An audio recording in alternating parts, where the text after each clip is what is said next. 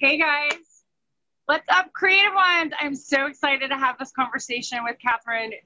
Catherine. This has been like a long time coming, right? Like It we've been has. exchanging messages for probably the Maybe a last year, year. really. Yeah, I was gonna say it Yeah. Catherine might was have been in a whole Costa year. Rica. I was in the U.S. and then now I'm in Bali, and now you're back in the U.S. What Yep. a journey it has been over the last year, and we're gonna dive in. I'm launching a new series called Fire Tree Live, and I'm going to be interviewing some really powerful teachers, consultants, coaches, facilitators that I feel like are really living in that fifth dimensional new earth. These are the way showers, the guides. They're not just talking about it, they're actually taking the risks, they're doing the work, they're leveraging their past experiences, their past knowledge base, and doing that deep inner alchemy, if you will, to integrate and evolve a lot of these systems that we are now seeing collectively break down and break through. Yeah. So I want to welcome Catherine, and I'm so excited for this conversation. I think it's so important. And I'm going to just say a little bit about Catherine, and then I want Catherine, you to share with people a little bit your background, and I can do that as well for those that are on your page that in your community that might know me. So my name's Melissa D'Antoni. I'm the founder of the Fire Tree Method, which is a very unique blend of expressive, transformative arts and a solid coaching framework. So my background's in expressive arts therapy. I'm a clinically trained psychotherapist, and I really felt called to evolve that paradigm and evolve that model and get people moving their energy using creative self-expression to not just heal, but to evolve, really for personal and social change. And you can find out more information about me and my method at melissadantoni.com, and also the Fire Tree School of Alchemical Arts here on Facebook. So that's a little bit about my background also as a coach. And so I'm really interested in chatting with Catherine. Catherine, just a little bit personally, Catherine's been advising me, and we've been in this deep inquiry around branding, marketing, trademarks, the legalities. What do we need to do to protect our intellectual property, our creative rights? Because, I've been doing this work for 20 years, and I've developed methods and tools, quantum tools, next level tools, and training programs, that I really want that I feel like need to be protected, honored, and the standards of how those healing modalities are delivered in my opinion, need to be risen. Yeah, they need to be elevated. So that's why I first reached out to Catherine, and we've been in this beautiful dialogue. So I thought, hey, let's just have a live conversation. So Catherine, tell us a little bit. You're more than just an attorney, right? Tell us a little bit about your background and why this conversation is important to you right now. I am an attorney, but I am lots of other things, and I have done lots of other things. My primary work is as a business attorney for new paradigm businesses, but I also do work as a more general consultant for how do you ground love into form, and what are the systems and structures that we need to create as we're really trying to ground a new system here on the earth. What does order look like in that new system? What sort of systems do we need in that new system? What sort of structures do we need in that new system? Because it's going to look and feel very different than the system that we're coming out of. And so part of my work is kind of a bridge for new paradigm businesses to the existing legal world. And part of my work is really pushing the boundaries of envisioning what a new kind of legal structure would be, as what the word that resonates with me the most is the word synarchy. The way it's used in the Gene Keys is that as the synarchy becomes more fully embodied in all of us collectively, what sort of structures do we still need to have in place to really both help that process and maintain it? Yeah, so my background so is, continue. Go ahead. Please go ahead. Yeah, well, what I think is so unique about Catherine and why I particularly was curious about her advisement was because she has a legal background, right? You went to law school and, you know, very prestigious academic background. And yet you also have a master's of divinity, is that right? Mm-hmm, mm-hmm. So I had, when I graduated, shortly after graduating from college, my first job was at a legislature as a policy analyst. And I just started having what I used to call like an early midlife crisis. And I started meditating. And as soon as yeah, exactly. I know a lot of us had that we were like 20 years ahead of our peers. Yeah. And I started meditating, and I had a fairly profound spiritual awakening and had a year of very intense mystical experiences that really altered the trajectory of my life in my 20s. So I got a master's of divinity. I trained to be an Episcopal priest for a time. I wasn't ordained. And then I spent about a decade training with a yoga guru and diving deep into that. And I've taught world religions and spirituality classes to undergraduates, and done a lot of exploring on my own of different spiritual systems, and taught meditation and led retreats and done things like that too. And then after divinity school, I pivoted back and went to law school. So it's really been an ongoing process of bringing what seem like two very different paths, bringing them together into a more cohesive whole that reflects the fullness of who I am. Well, I think it's beautiful because you and I are similar in that way. And I also think that's what's required, those journeys, that path, that right, left brain, if you will, or masculine, feminine, you know, background and track. That's really what's essential when we're talking about these new earth paradigms, and we're talking about new earth or fifth dimensional living and creating and beyond. It really is all about co-creation and wholeness. And we have to have those polarities, right? Mm-hmm. Sort of the inner and the outer, the right and the left brain, the spiritual, the feminine body, which was what I refer to, energetically speaking, is the spiritual, the emotional, the internal, you know, some people would say the dark because it's the unconscious, right? And marrying that inner marriage of the practical, right? Mm-hmm. The purposeful, the structures, the systems of the masculine principle.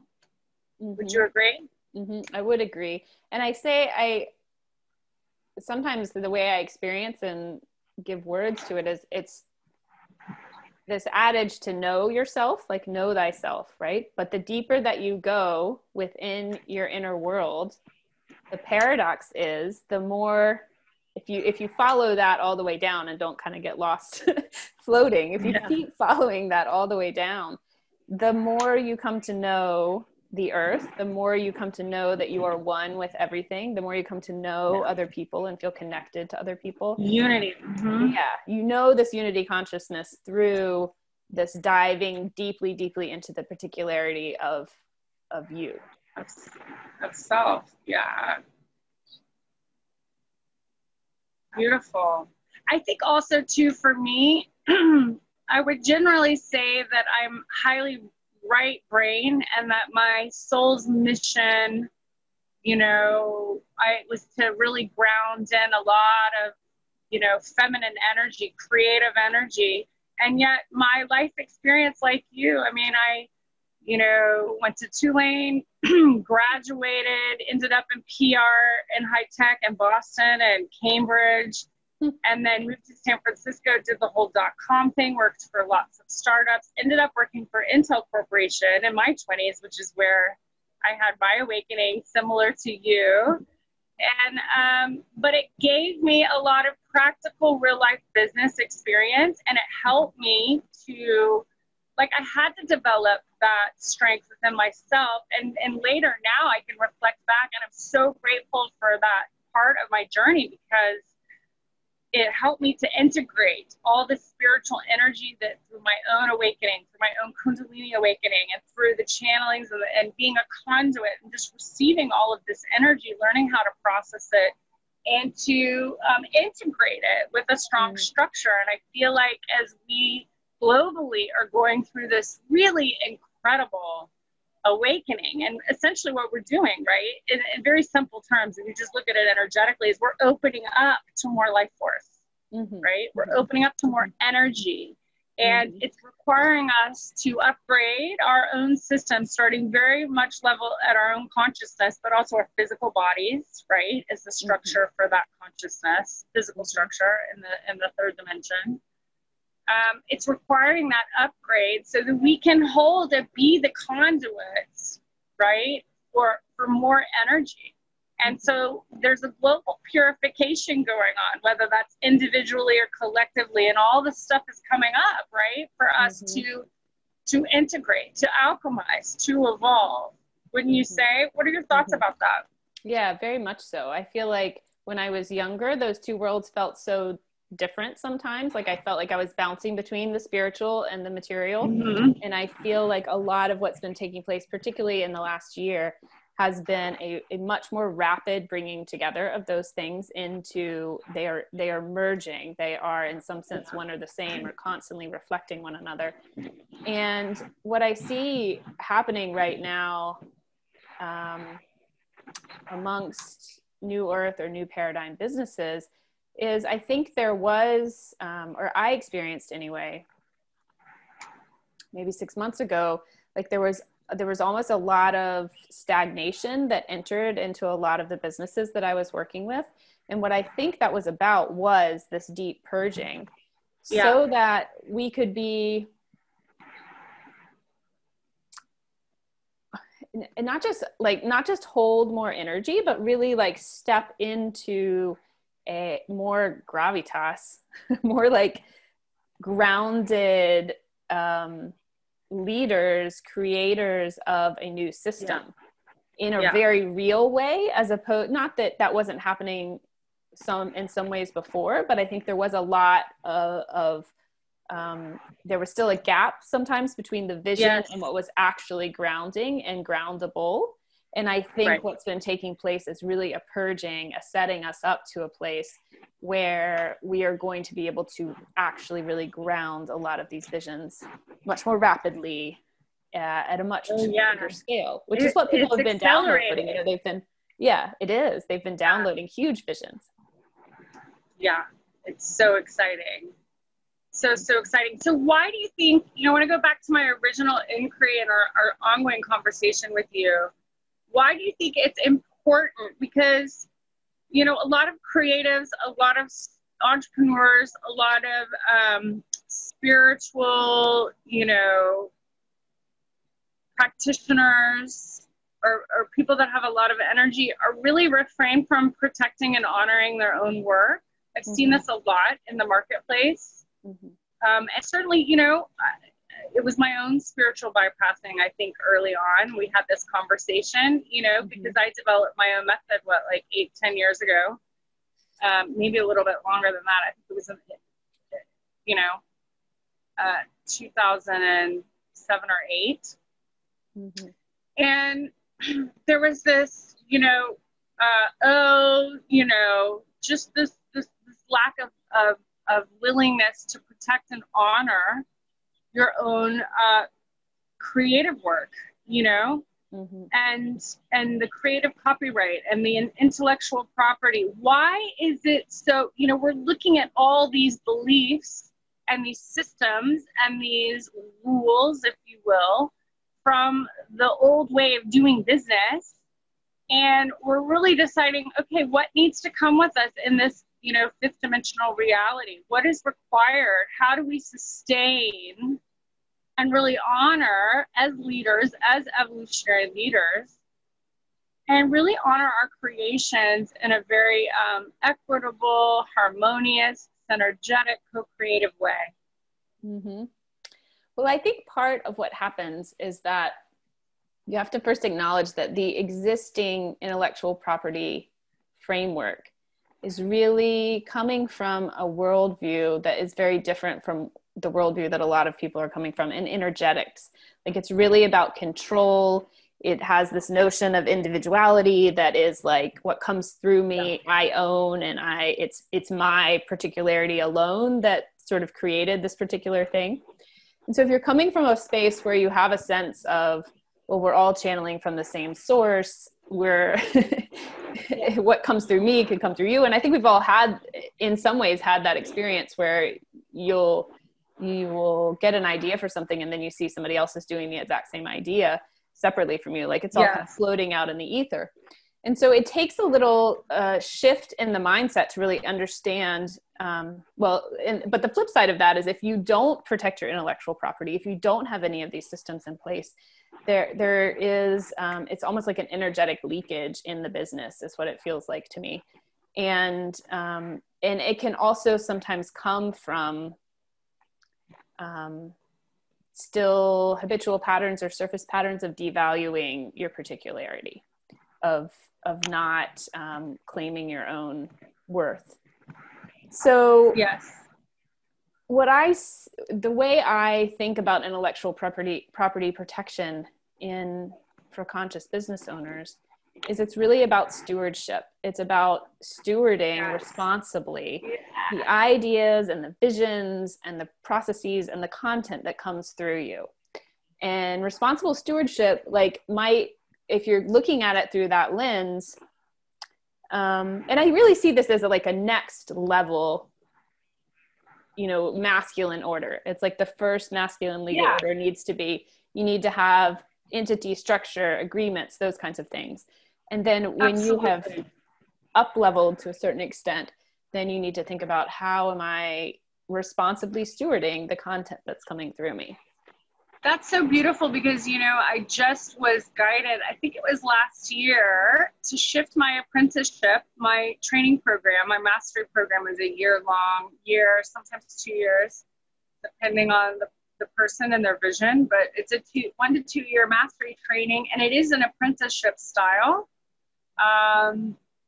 And I was guided last year to shift it into a stewardship. So I love that language. And I think it's true. It feels like, my mentor, Dorothy Devakwe, trained with as a coach, who a lot of my coaching tools, Dorothy used to work at the Foundation of Inner Peace. She's my long-term mentor. She just passed away a couple of years ago.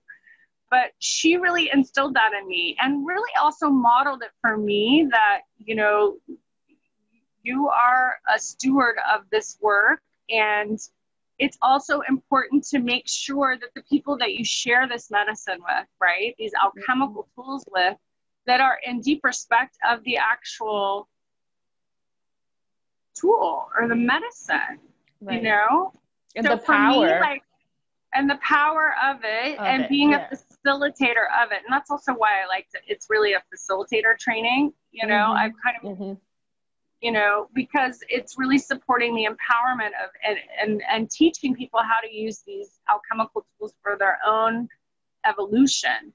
But I've had a lot of people, even with the trademarking, even with the guidelines, even with the agreements, take my tools and my work and use it for with their own clients without up-leveling, let's say, into my training program or committing to that. And energetically, obviously there's nothing I can do about that, but that was our original, people, you can't really control. There's only so much what you can control. And I think that's the conversation that we need to be having is, what can you do to control your own intellectual property in this new paradigm? And to be a good to be a good stewardess of your creative property. I mean, it goes back to property, right? Which is actually very patriarchal kind of, term. So I'm sensitive to that. And we can't throw the baby out with the bathwater. It's kind of like my philosophy about money in this current economy. It's like, well, money isn't bad. We've just used money and we made it an idol, a god, and we've given it all this power. And it really is only the masculine form of abundance. It's one form. There are many forms of abundance. So it's not that money's going to go away in this shift. It's just that we have to get into right relationship with it within ourselves. And quite frankly, refrain from any ways of using it that are out of alignment, you know, with the highest integrity. So it goes back to stewardship, stewarding money. So that's a whole nother, but to me, it's related.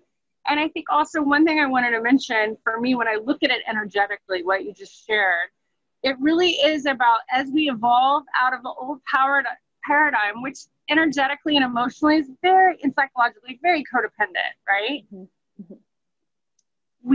It means that, you know, we're not protecting, you know, because for me, for 5D and for co-creation to work, it's not just about me or we, it's both and. You have to have super clear boundaries around your own energy, around what works for you and what doesn't work for you, what feels good to your own heart, right?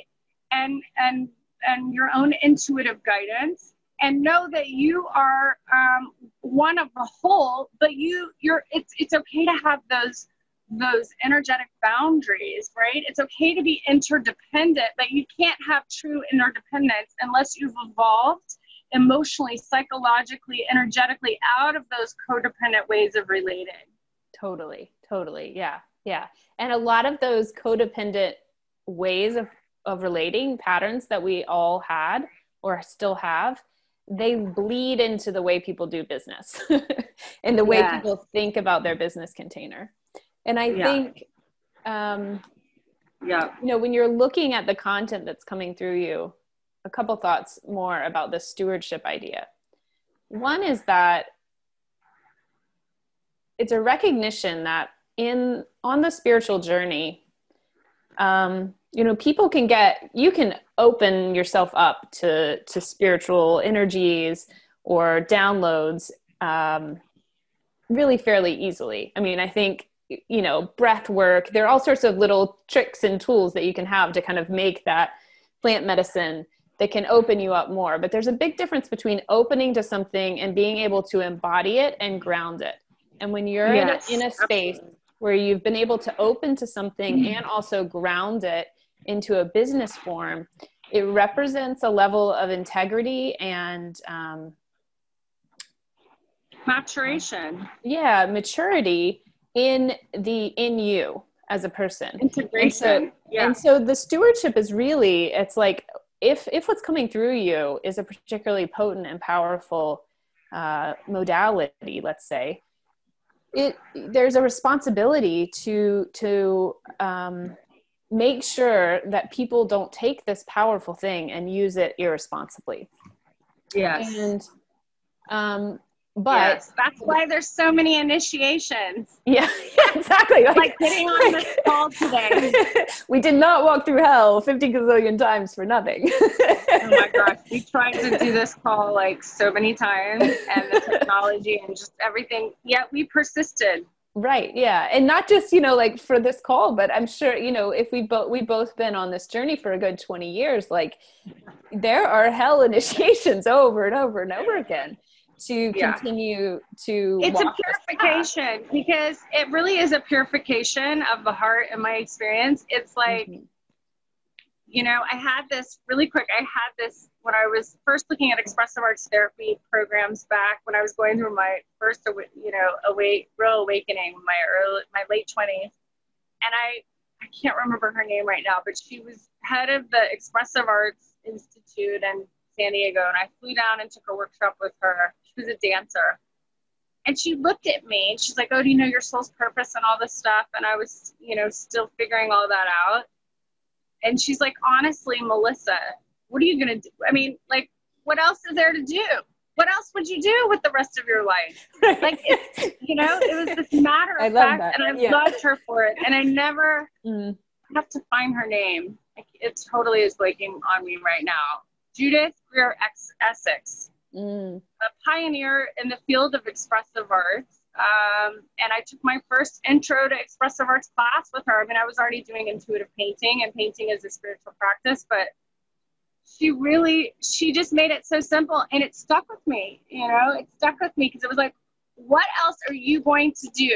Are you going to like waste your precious life force? You know, like that Mary Oliver quote, which is one of my favorites. It's like, what else are you going to do with your precious life, your one and precious life?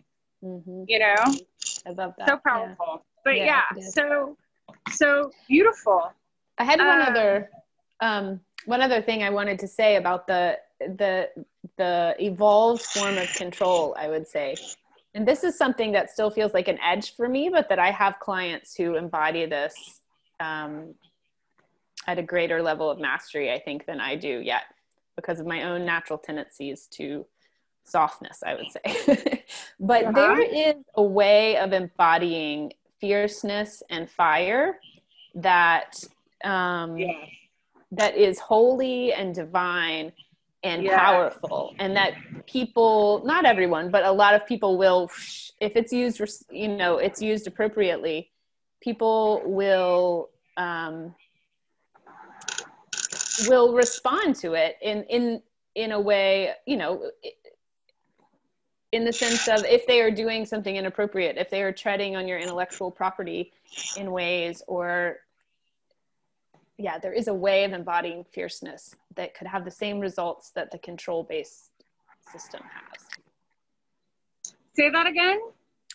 There's a way of embodying fierceness, and I think this is I'm still sort of figuring out fully how that grounds, how does that ground in people and in systems, but I see it reflected in others, that there is a way of embodying fire, fierceness, that is pure in integrity. There aren't any icky energies around it. It's just feminine, divine rage. And when people are faced with that and they are out of integrity in some way, it will oftentimes pull them back in. And so that to me is kind of what the evolved parallel to the control-based. We sue you and we threaten you and we do all these other things to try and get it is an energetic. So that's a really good question to go into is, so if that's the case, why do we need these legal systems? Why do we need to trademark our stuff? Why do we need to protect it in these dying paradigms, if you will? I mean, I think it's up to every business, and it depends on what they do and where they're located. I still think as long as the old system exists, that there's value in grounding yourself into it. And I see that value in multiple different ways. Maybe it isn't about, because I have a lot of clients who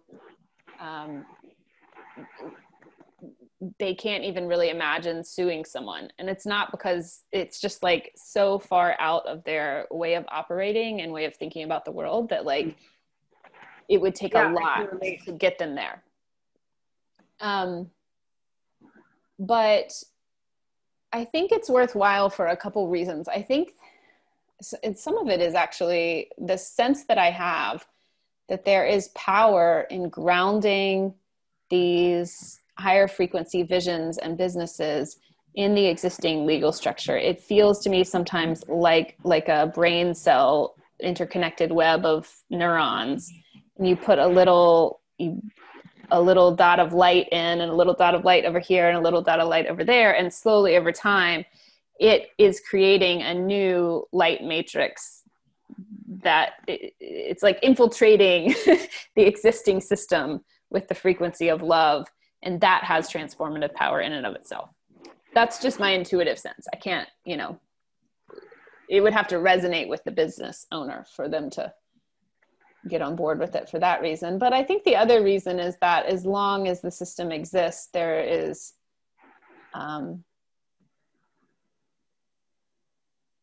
certainly for a lot of businesses still a practical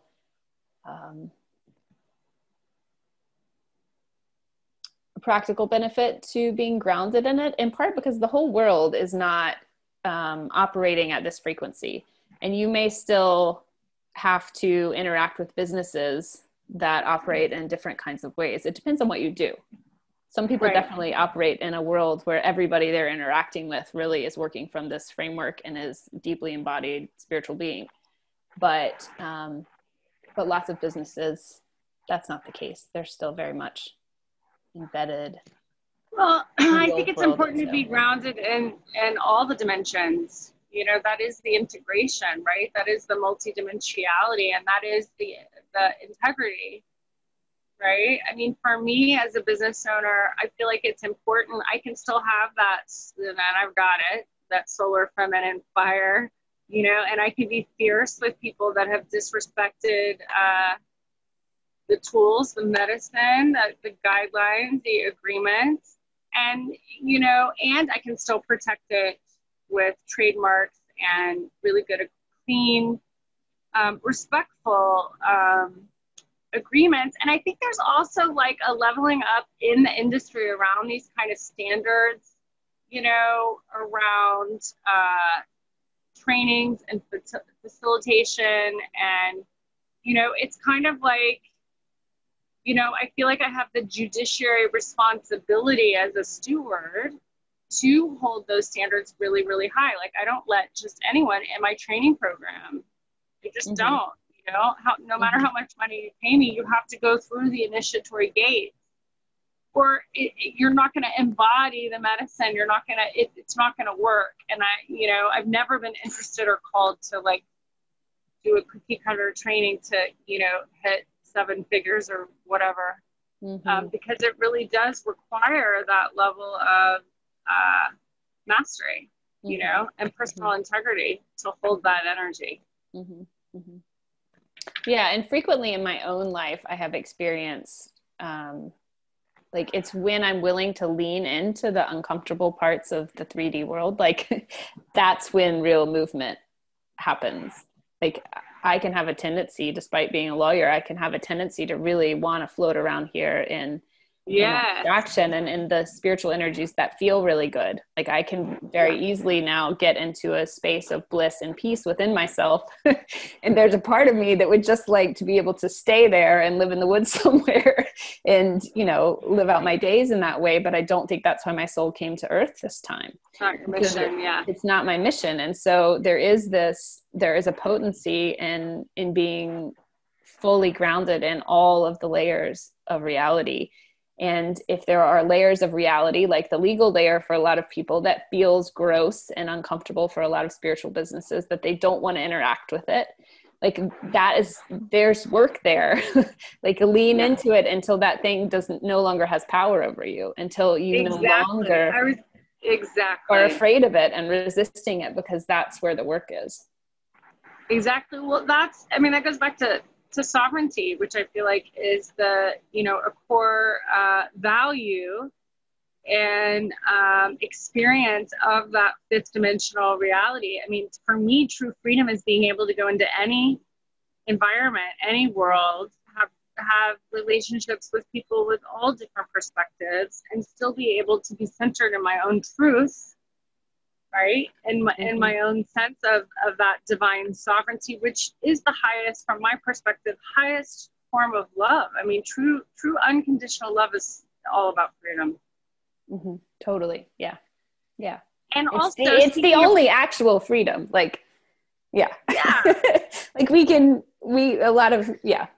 get, we try, but that goes back into the, you know, we've been so conditioned to think, oh, if we just change all of this, or, you know, if we, you know, move to Costa Rica, if we move to Bali, whatever, we'll be totally free of the, you know, density of what's going on in the US, as we were talking about earlier, or whatever. And it's like, you know, that goes back to that codependent way of trying to control your external reality and world.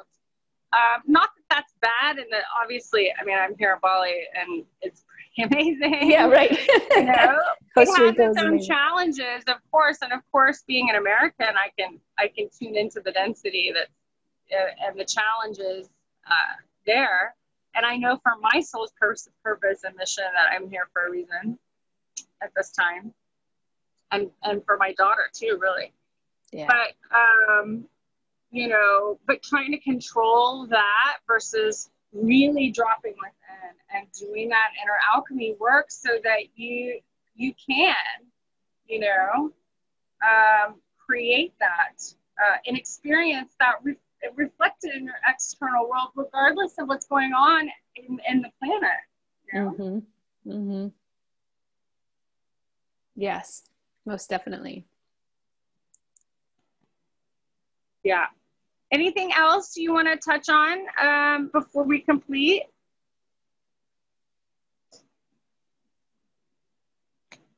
No, I think unless you have another question.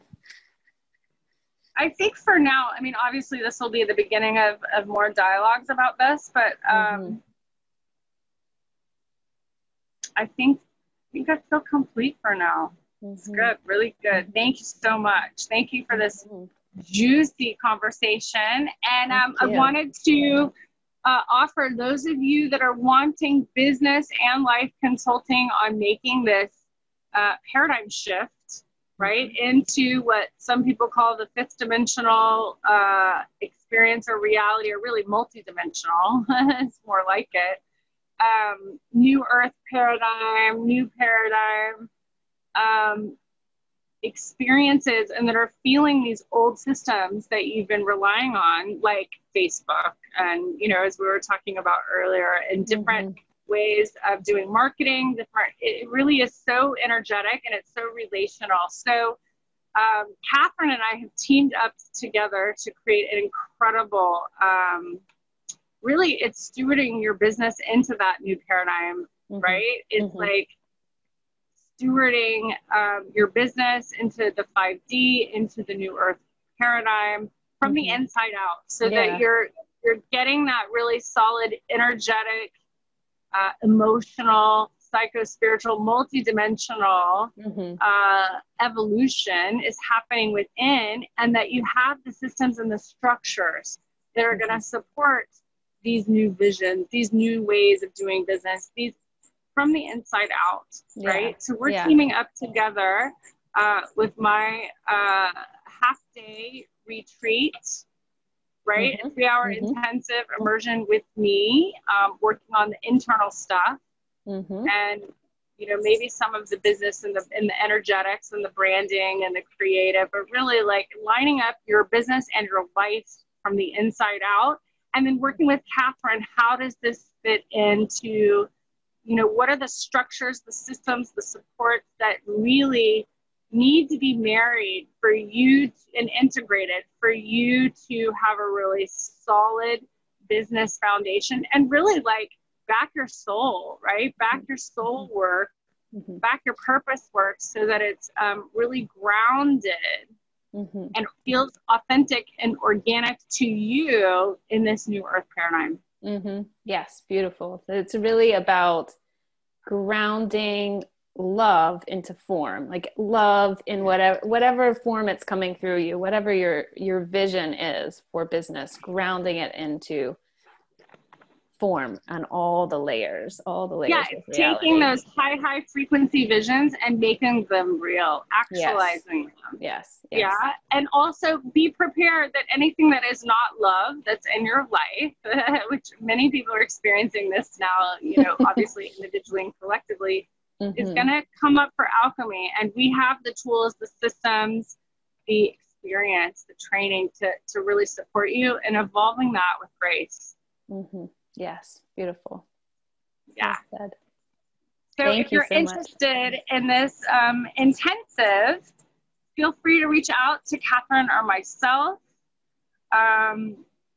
We have a special going on for the month of October, and you can reach out to us and schedule your business assessment, so we can kind of give you a sense of like what needs to be shifted and what that could look like for you.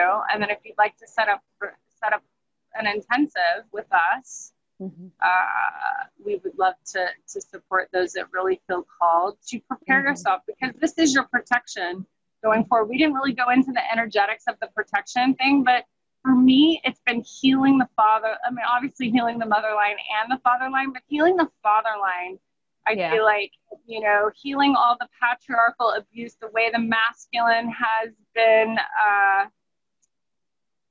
you know, distorted in our family lines, in our collective consciousness, and bringing it back to like healthy protection.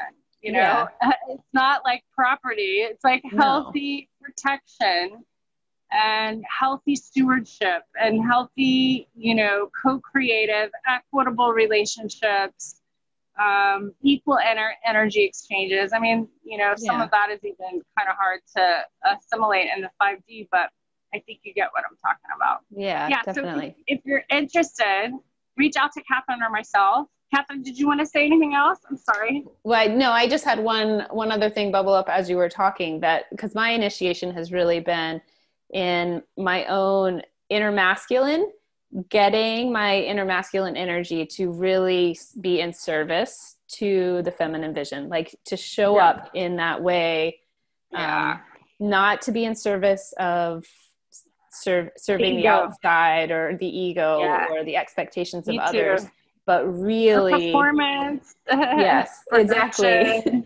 Results, money, all that. Yeah, because I think sometimes what was happening is you have the vision and then all of your masculine skills just go into motion and try to run off away, and the feminine inside of you is sort of left being like, wait a second. And so really getting all the parts of you to work together as an integrated whole, it's like greasing the wheels. And that's what this container that we're envisioning really feels like to me. It's like really bringing those two energies into balance, helping steward that process within you and within your business. Yeah, grounding the head and the heart. And then you're really in flow. I mean, you're really in that, I said at the beginning of the call, actually, this sensation of being in a fast current. Yeah. Yes. Yeah. Mm-hmm. Beautiful. I love it. I'm so excited. Me too. I'm so glad that we made this happen. Yeah. I know. I can't wait for more conversations. Fire Tree Live. So excited. Catherine, thank you for your time, your energy, your brilliance, your open heart, and your beautiful mind. Thank you. Thank you. Lots of love. Lots of love to you. We'll speak soon. Yeah. Bye for now.